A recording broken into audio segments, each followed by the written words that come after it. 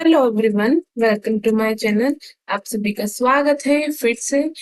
आज हम कवर करने वाले हैं हमारी जो हम अप्रोचेस पढ़ रहे हैं, classical, neo classical, human relation वाली, बिहेवियर वाली। तो ये सब हम कवर कर चुके हैं। अब इसमें कुछ बचती है quantitative, system approach and contingency approach. तो इसे भी आज हम देख लेते हैं। इसे हम स्टार्ट करते हैं।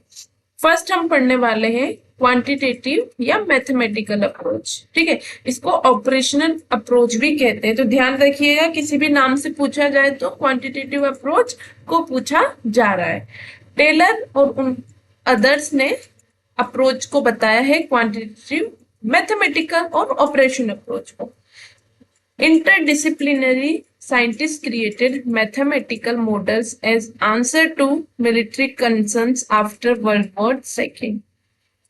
जो इंटरडिसिप्लिनरी साइंटिस्ट थे उन्होंने क्रिएट किए थे इन मॉडल को, किस लिए?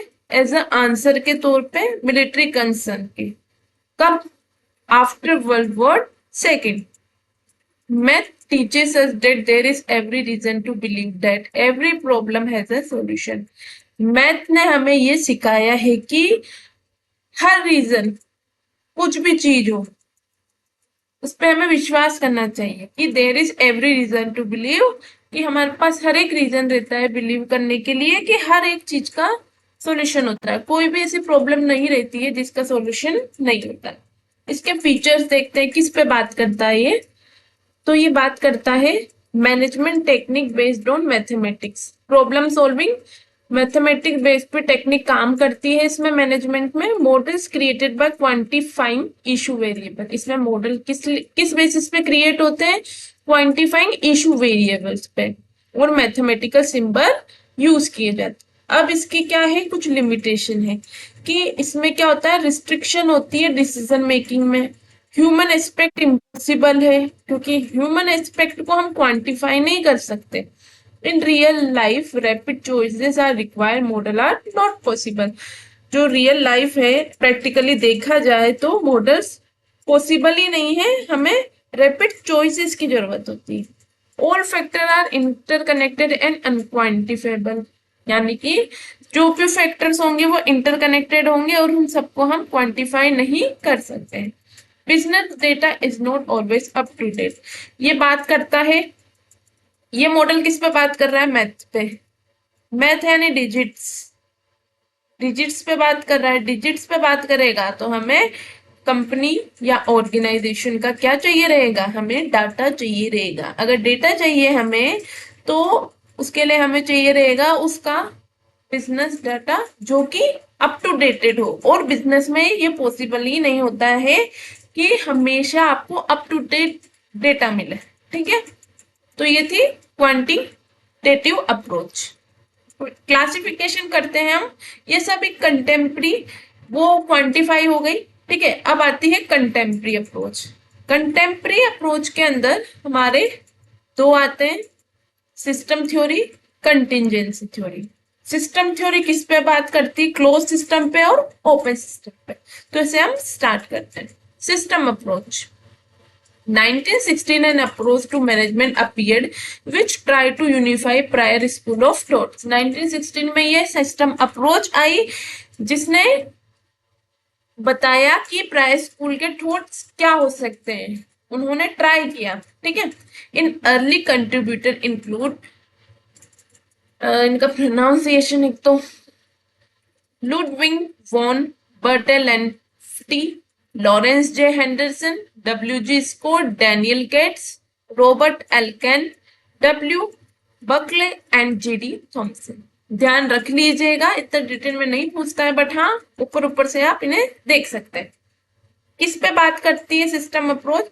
जनरलाइजेशन पे, that everything is inter related and interdependent. System approach बात करता है कि जनरलाइजेशन पे बेस्ड होता है, और ये बात करता है कि एवरीथिंग इंटर रिलेटेड और इंटरडिपेंडेंट होती है। A system is composed of related and dependent element which when in interaction form a unitary whole। System compose करता है रिलेटेड एंड इंडिपेंडेंट एलिमेंट को, जो कि क्या होते हैं? विच, कब? व्हेन इन इंटरेक्शन, जब उनमें इंटरेक्शन हो और ये यूनिटरी होल पे फॉर्म करने की बात करता है। A system is simply an assemblage or combination of things or parts forming a complex whole. सब चीज यही बात कर रहा है, इंटर रिलेटेड और इंटरडिपेंडेंट है, ठीक है। ये भी होल कॉम्प्लेक्स की बात कर रहा है। अब देखते हैं फीचर्स क्या है सिस्टम अप्रोच के। A system consist of interacting elements, interacting elements की बात करता है। Set of interrelated and interdependent parts arrange होते हैं in a manner that produce a unified whole, और ये अरेंज ऐसे किया जाता है जो कि एक यूनिफाइड होल के तौर पे प्रोड्यूस हो। The various subsystem should be studied in their interrelationship rather then in isolation from each other. इसमें आइसोलेट नहीं किया जाता है एक दूसरे को, इसमें इंटर रिलेशनशिप की बात की जाती है। An organizational system has a boundary that determine which parts are internal and which are external. Organization का सिस्टम होता है, उसकी कुछ बाउंड्रीज होती है जो कि डिफाइन करती है कि कौन सा पार्ट इंटरनल है और कौन सा पार्ट एक्सटर्नल है। A system does not exist in a vacuum. System जो है वैक्यूम में एग्जिस्ट नहीं करता है। ये इसमें it receives inputs, this inputs undergo a transformation process within a system and leave the system as output to other, ठीक है।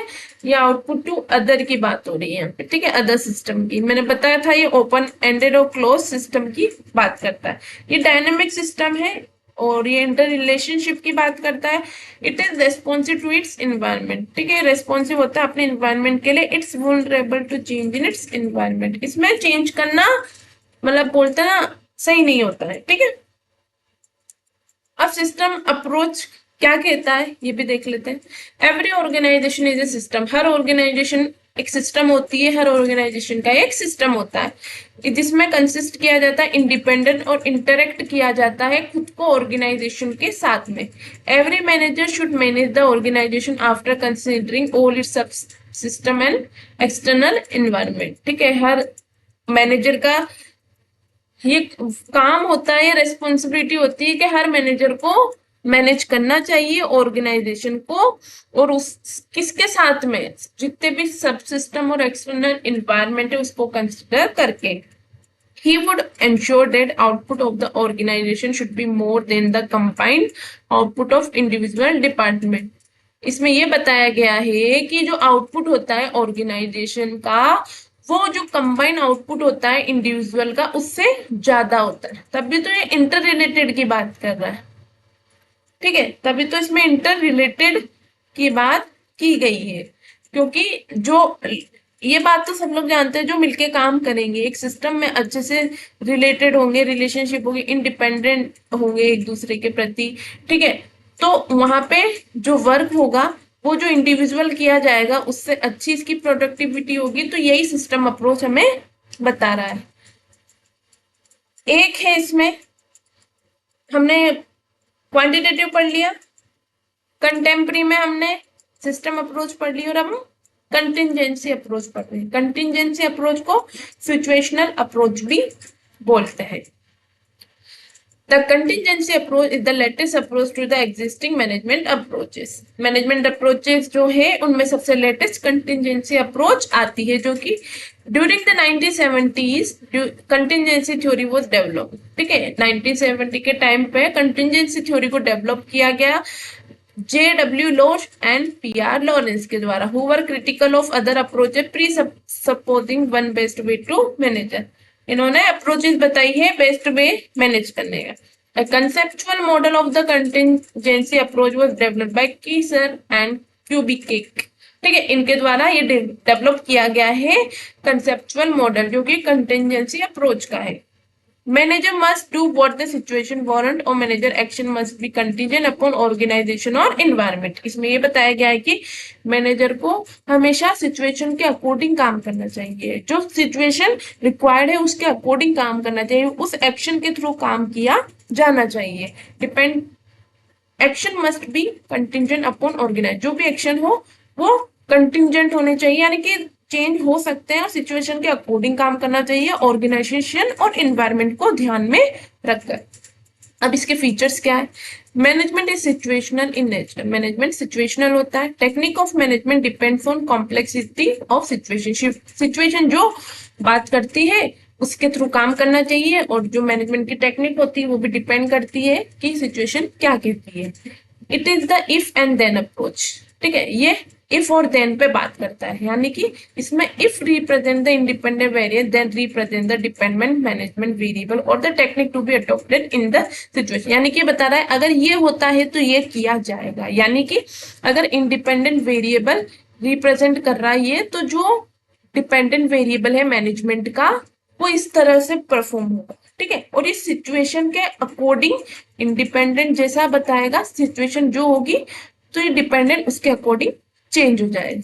ठीक है, ये बता रहा है management principle are not universal in nature as there is no basic style of management. Management के जो प्रिंसिपल है वो यूनिवर्सल नहीं होते हैं नेचर में, क्योंकि ऐसी कोई बेस्ट स्टाइल मैनेजमेंट की है ही नहीं इनके अकॉर्डिंग। ठीक है, it help in understanding the complex organization as it focus multivariate nature of organisation.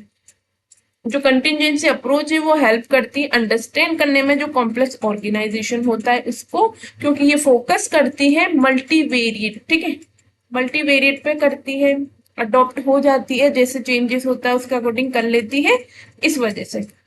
It provide insight into organisation adaptability to both internal and external environment. It is a matter of fitting the internal environment to its external environment. यानी कि ये provide करता है कि organisation adaptable होता है internal और external दोनों एनवायरनमेंट के प्रति।